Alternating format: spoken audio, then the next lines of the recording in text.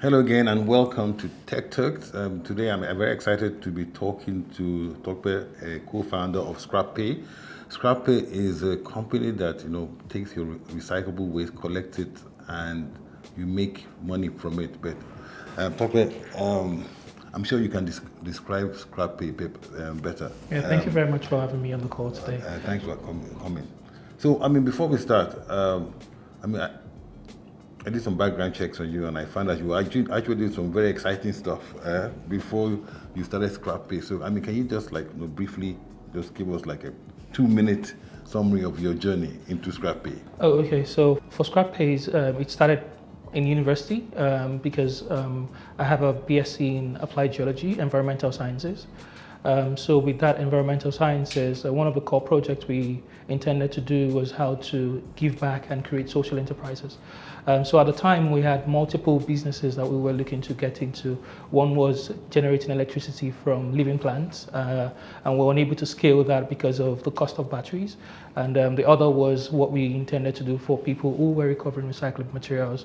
And what we found out was they were a lot of persons who were doing this and were not making up to $10 in an entire month. So our objective became how we're going to be able to help this set of persons to do better for themselves and make prosperity from collecting recyclable materials. Okay, when I think about it, sounds like they collect people's scrap, pay them for it, and then you recycle it or you send it, you now sell it off to a recycling plant. Okay, so when we started, it was having an entire ecosystem to be able to do end-to-end. But what we've realized is there are a lot of other companies that have tried to do this, but scaling has been very difficult, right? So what we decided to do is to build a system of software-based system that aggregates individuals. So for us, we have people referred to as agents, which is similar to the mobile money agent network. And these are persons who lease their spaces and collect recyclable materials in their spaces. So for them, they are collecting recycled materials in their community and also storing the recycled materials. For us, this takes away the need for warehousing completely, because these individuals in their own maybe homes, in their shops, are able to do this and collect these materials for us. We are able to provide them with software technology to connect them with waste producers who have the recyclable materials. We're also able to provide them with an IoT device that allows them to take inventory of their stock, because primarily we know that people in this market do not actually take inventory of what they have and they don't manage the business correctly. So the mobile application and the IoT device allows them to take inventory of their stock, allows them to know exactly how much they're going to make and what volume of materials, also connecting them with people.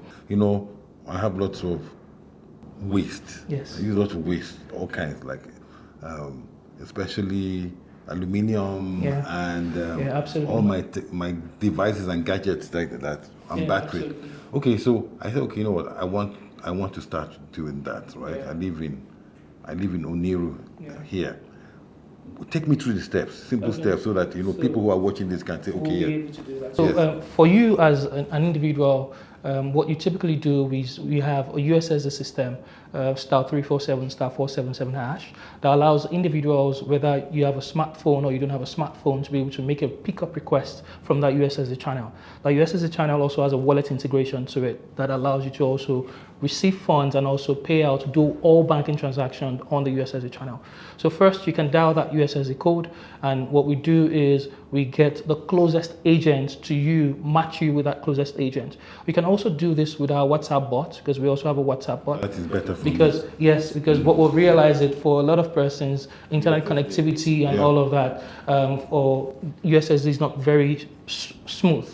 But what we did again is to build a restore session into our USSD, so that even if you have a network downtime anytime during the session, you can come back and still get back to where you were.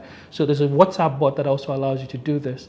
So when you then dial the USSD, even before dialing the USSD, you would see on that USSD all of the material types that will recover and the prices you will get on a kilogram basis for those materials that you're disposing correctly.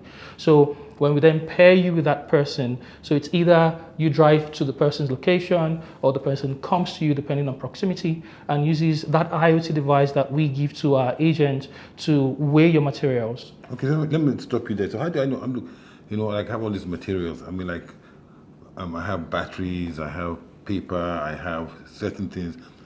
I know that in the UK, you're provided with the different Container bags. containers. I mean, like, so like, what do I do in my case? Okay, so in our case, what we what we advocate is you need not have those container bags. What you need to do is just to put them separately. Okay. Your office papers or your notebooks, whatever the case is, your aluminum cans, you put them together, your PET bottles, you put them together. And when the person comes there, so what the person also does for us is not only collect the materials, but also properly sort the materials while he's collecting the material. Because sorting is a very big challenge also for individuals in their household. So what we do is either when you get the item to the agent location or the agent comes over to you, the first thing that is done is to properly sort the materials into its component parts before it is then taken off by the agent. So. Okay, so that's great. So like then he weighs it and then he credits my account. Yeah, it credits your wallet, which is definitely your phone number. Then presto. So trust issues. How do you select what is the criteria for agents? How do I know I'm not, beginning to divulge information to one criminal who's going to come to my house? Thank you very much. So on our mobile application, because our agents, they sign up using a mobile application, there's a KYC process, right? So the KYC used to be very tedious, but right now with what we've done with Smile Identity, it's become easier. So they provide us with their NIN and we're able to pull their actual data and they are approved through the KYC process, right? So on that hand, it means that we're only going to be giving you individuals that we can provide you information about them, right? And also next of kin, we also take next of kin details just so that we can be careful on the persons that we send to you or you go to dispose of. Okay, so fantastic. I mean, like, and you are in Lagos, in most parts of Lagos? Yeah, so we're in most parts of Lagos right now.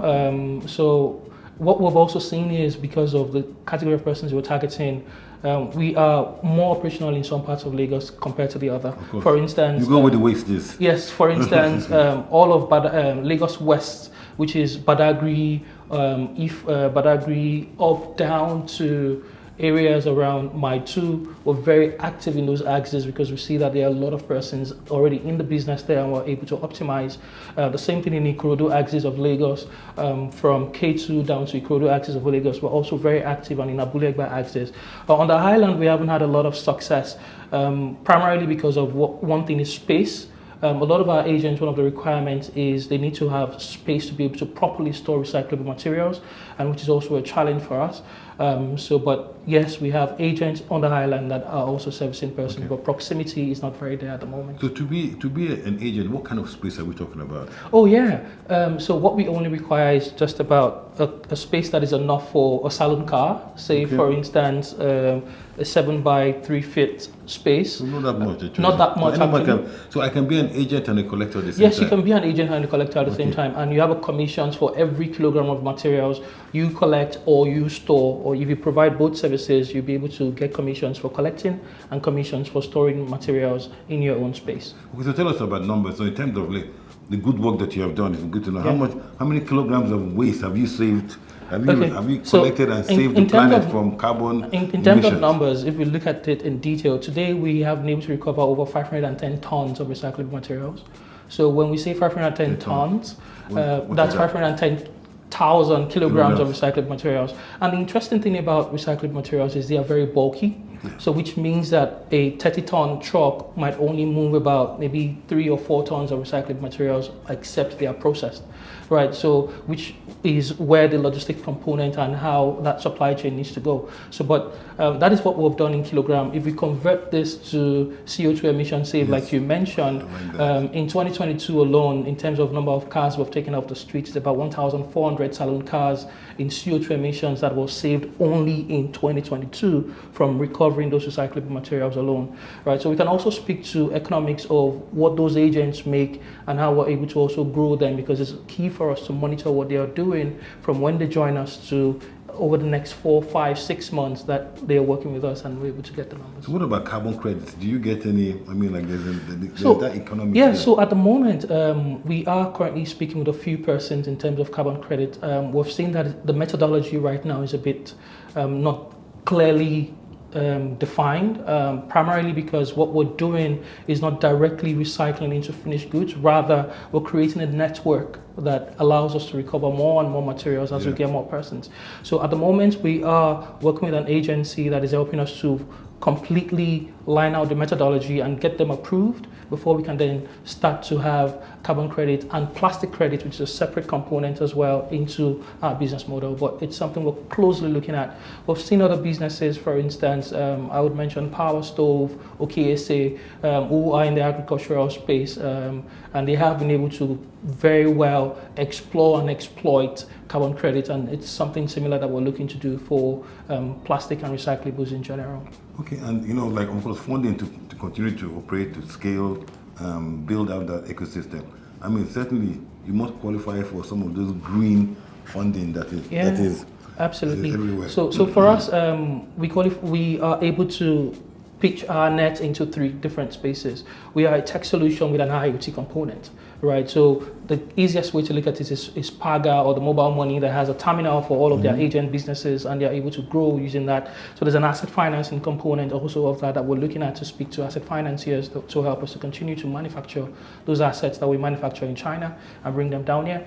We're also looking at definitely the grants, and also looking at a lot of those people in that ecosystem to say, okay, what do we qualify for? And definitely we're also looking at VCs, because we also have a VC currently working with us at the moment, and we're looking to raise more VC funds as we go along. But because of our spread, we're able to look at grants, we're able to look at VC funding, we're able to look at also direct impact investment as well. A couple of more questions. So how big is your network, your ecosystem, when we talk about customers and agents? So currently we have about 1,500 registered agents across. This month of April, we launched in Ondo State, across 3 places in Ondo State as well. So we have 1,500 registered agents, and about 40% of them are active day to day, because there's a metric for being active that we look at. So in terms of number of customers that they service, because they service over 15 to 20,000 customers in terms of waste producers that they're able to service month on month. Impressive. And do you have any data on like the diversity? What percentage of men, women that are driving this business? It's a very interesting conversation for us. So we have about a 62% male and a 38% female. However, what we've seen is our female agents are more active in terms of volume that they're able to recover compared to the male folks. So that also means that the revenue that they are generating from becoming an active agent is more than the male folk, but in terms of number, we have more male agents in our network than the female, but the females are outperforming the male agents that we currently have. So last question, 1,500 agents with 20,000 customers.